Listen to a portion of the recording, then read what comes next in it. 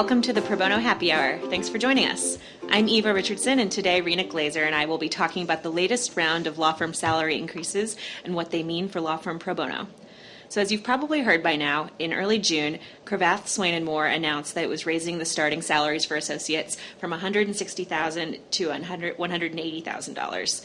And this has triggered some firms to announce similar increases, creating a wave of quote-unquote salary wars. So decisions about compensation are still pending at many firms, but whatever actions law firms take, it is critically important that they preserve and protect their commitment to pro bono, and that's what we're here to talk about today. So with that, I'll jump into my first question for you, Rena. This isn't the first time we've seen waves of salary increases at law firms, so can you give us some historical context for this latest round? Absolutely.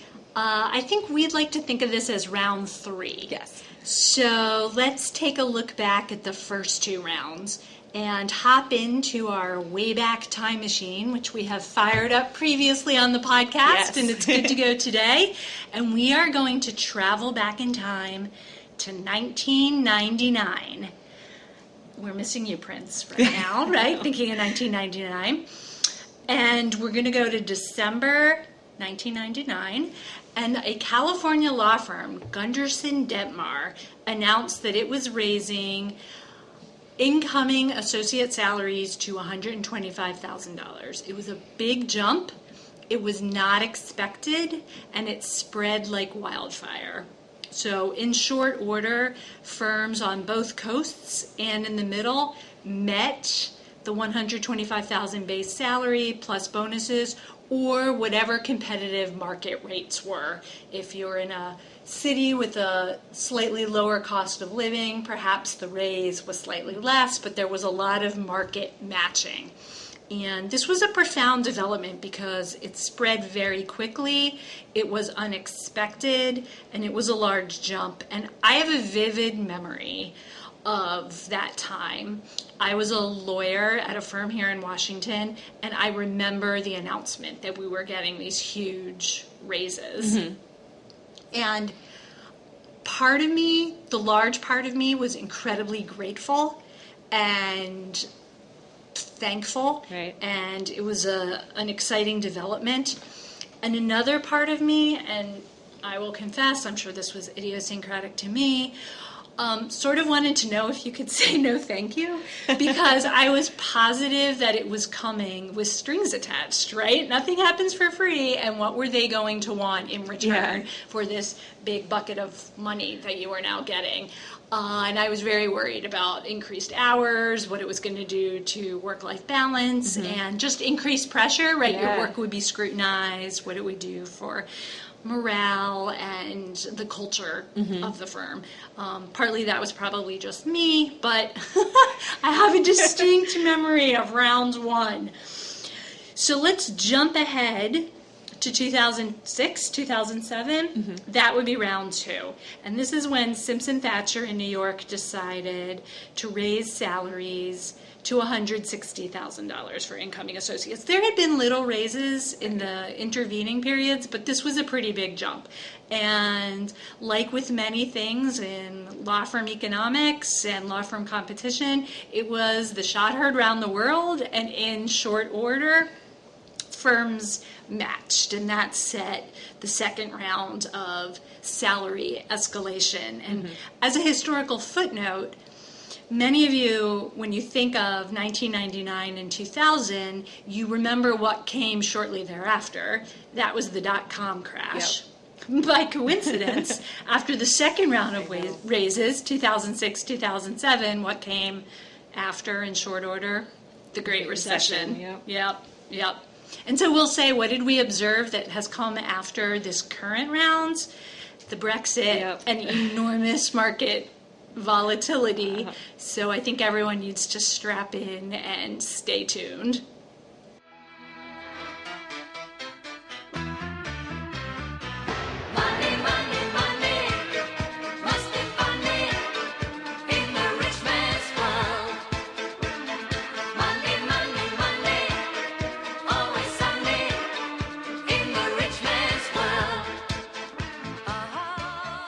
So how have these salary increases in the past impacted pro bono at law firms?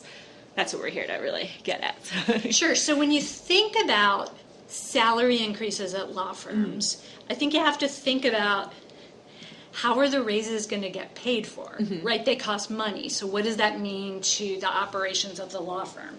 They have a few ways to pay for the raises. Right. In the old days, ye olden days, they would raise billing rates, right? And clients would pay for the raises because they would pay more for the work being done.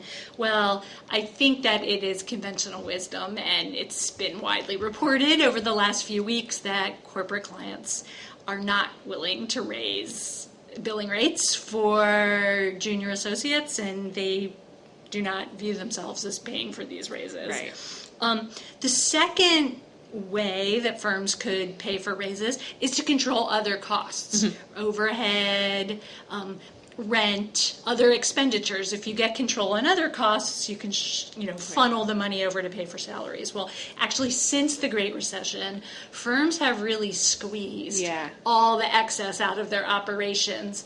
So it's doubtful that there is enough squeezing that could be done to pay for increased salaries. So that leaves increased productivity. Bill more.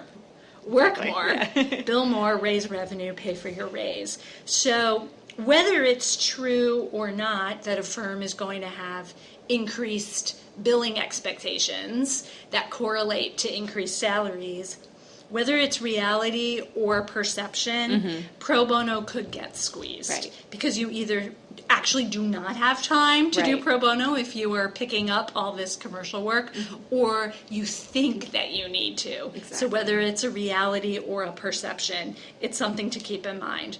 What did we see during the prior two rounds? 1999 to 2000, the first wave, a number of firms concerned about the economics of running their business did pull back on their pro bono commitments. They reduced the number of pro bono hours that could be considered toward making your billable hour quota or towards your bonus. And that led to reduced pro bono performance at firms, right? There really was a step back at those few firms. It wasn't the majority of firms, but it was a few firms that did that. It led to a big step back in morale, and you saw that in associate satisfaction surveys where associates, they were getting paid, but they were disgruntled, and morale really plummeted. And once firms suffered pro bono reputational damage, which hurt in their rankings, in these surveys, in reviews, in recruiting, it took a long time to get back to where they had been, right? You don't just snap your fingers and pop back overnight. So that was a big lesson learned for the community. And in 2006, 2007, people were conscious of how they had to treat pro bono very carefully vis-a-vis changes in law firm economics. And that was a hard case study because the Great Recession came along and that changed things in a big way, not super tied exclusively just to the raises like we're seeing now.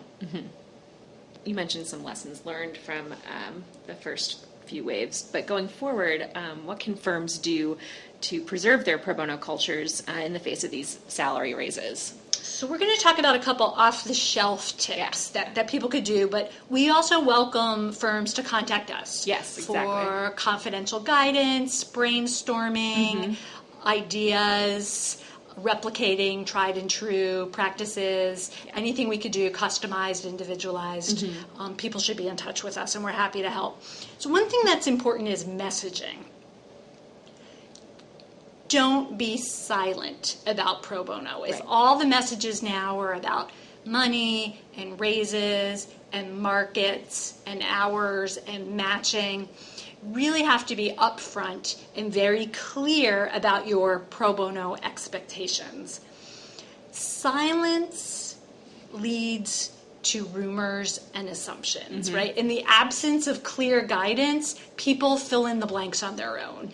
And they usually fill in the blanks in the most negative way possible. So enter the breach and put out very clear very powerful messages. Don't assume people know. Right. Don't assume anything, especially at times of upheaval and uncertainty. People need a lot of reassurance. And you might think that your pro bono message is crystal clear, but don't assume that everyone at your firm knows that. So repetition is good. You can't say it enough. Use different formats, use different messengers, and be very clear. Now is a great time to review your pro bono policies. Perhaps they haven't kept up with changes in demographics at the firm, changes in law firm economics, changes in the times. So take a review and see where things stand. And we have lots of models and samples. Yeah. We're happy to review drafts and work with you on that. So that's something that we can help you with. If you are happy with your policy now, or if you make a few changes in 2 or 3 months, don't assume anybody at your firm actually knows what the policy says. So having a policy is one thing, educating is equally as important. And be sure to spread the word. Educate your people. One very important aspect to your pro bono policy at this time circles back to just what we were talking about earlier, and that's hours parity. Exactly, yeah. Right? When people feel pressure to bill more, knowing that pro bono hours count the same as billable hours is a way to preserve value and the importance of pro bono. So take a look at the way you're treating pro bono time and pro bono hours. And if you haven't adopted an hours parity policy, now might be a great time to do so. Who should be sending this message? And who should be modeling pro bono pro behavior? Aren't just the pro bono leaders of the firm. It is the leaders of the firm. So think about and make sure that leadership is promoting and delivering a pro bono message, and that they are being role models by visibly engaging in pro bono, supervising pro bono, and supporting the pro bono program from top to bottom. This is also a great opportunity to do some program assessment and to look at what's working, what's not working, to make sure that your program is having the greatest impact as possible that it could be, to make sure that your program's meeting the goals that you've set. And if you haven't set any goals whatsoever, now might be a good time to set some goals and benchmarks for your program, right, to strive towards. Now might be a time to think about sunsetting if there are programs or initiatives that are stale or old, aren't working, aren't delivering the value that you were hoping for, or just aren't needed because the community needs have changed. Just because something seemed vibrant 15 years ago doesn't necessarily mean we still need to be doing it today, or that we need to be doing it in the same way. So take a look at your processes, and maybe actually there are some efficiencies that you could bring to your pro bono program that we haven't yet adopted yet. If you are engaged in strategic planning for the firm writ large, now's a great time to make sure pro bono is a part of it. And if you haven't done any strategic planning for the pro bono program, now might be an excellent time to jump on that. It's a time of tumult, but it could also be a time of opportunity to really help you regain control and set the agenda, as opposed to being a passive sort of reactionary vessel. Also a good time to make sure that your practices are modeling and matching your pro bono policies. So, do your lawyers engage in assessing their own pro bono performance when they're assessing their commercial performance? Is it part of their annual self-evaluation for all attorneys of all seniority levels? Is it part of their business development plans? When they set goals for the year, are they setting pro bono goals as well? Is it part of departmental plans? When practice groups set goals, offices set goals, is pro bono part of that? Now would be a great time to look and make sure that pro bono is on the table and fully integrated into that aspect of the firm. That speaks volume, and that helps move behavior.